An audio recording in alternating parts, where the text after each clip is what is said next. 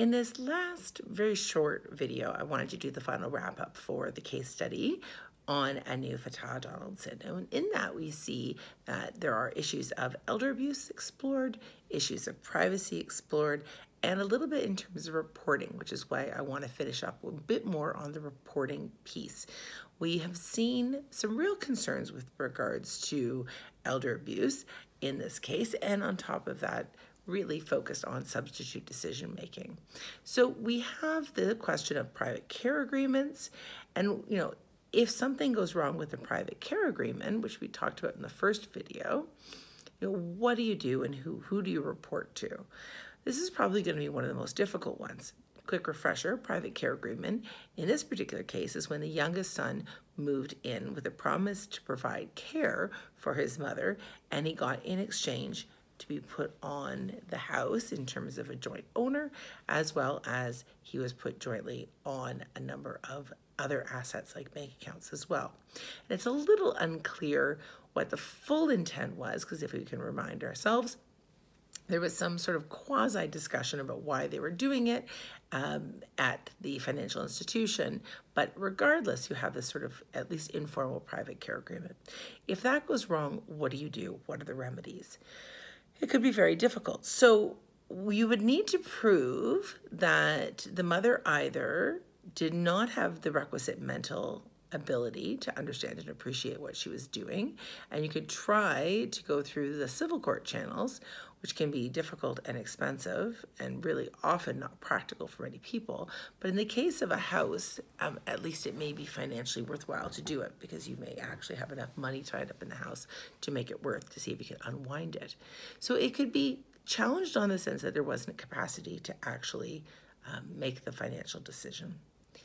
Secondly, you could attack it from the idea of unconscionability, or from the idea that the person was under undue influence. So whether or not by giving her house away, essentially, because he then went further and it looks like took other assets using his power of attorney and put them into his name, whether or not those actions were unconscionable, again, it's a very high standard, but it could possibly be challenged.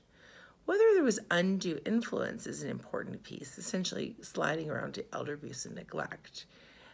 You could say that it wasn't really her ability to make the decision because she was so afraid or unduly influenced by the youngest child, and try to undo it in that case. You may also want to make sure that you put some version of a kind of what's called a lease pendens or a certificate of pending litigation on the property, so that there's concern about whether or not that property will get sold or have something happen to that property. So you may want to actually try to freeze that asset and put a warning on it. In many jurisdictions, you'd be allowed to put this type of certificate of pending litigation, or what's called a lease pendens, if they use the older Latin language in it. So what we know is the private care agreement may be very difficult to unwind. How do you challenge the power of attorney? Well, again, depending on which jurisdiction you're in, it may be a little bit easier or a little bit more difficult. But when it comes to the power of attorney for property, remember there's no default substitute decision-making list. So you'd have to see whether or not you could challenge, again, the creation of the power of attorney by saying she didn't have the ability to create it because of mental capacity issues, or perhaps it was created fraudulently, or it was being used as a tool of abuse.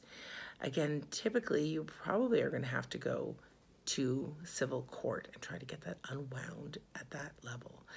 In some jurisdictions, you may be able to sort of raise it with the public guardian trustee, depending on the unique circumstances in the case, but more likely, really, it's going to be a matter where you're trying to actually unwind it yourself.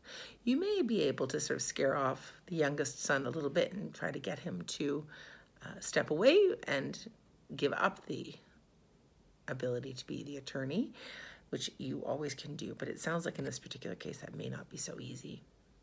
When it comes to the question of reporting the abuse and neglect in the long-term care home, that's much more clear. So in long-term care homes really across the country, there would be an obligation to report that abuse up to the director of care. And then depending on the jurisdiction, whether it went farther than that.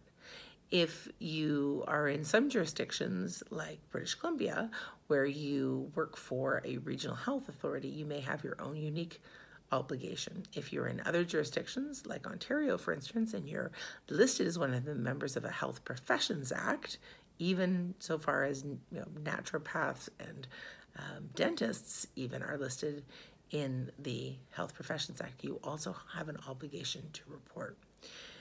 You can always report, as we've talked about before, to the police, although they may or may not feel like they have the ability to do anything. In some jurisdictions, you may have an easier time reporting abuse as well to the public guardian trustee. Some health professions will have a good reporting system within their colleges, and they can call their professional colleges in to respond. But what we know overwhelmingly is that elder abuse response is often very difficult. So in this particular case study, we see that Anu has got a difficult situation ahead of her, and whether or not she's capable will make all of the decisions really much more clear. If she's capable, then she's able to try to unwind some of the decisions that she's made, although the ones about putting joint account may be much more difficult. Again, we're going to have to make sure that she goes to the financial institution if she's mentally capable, and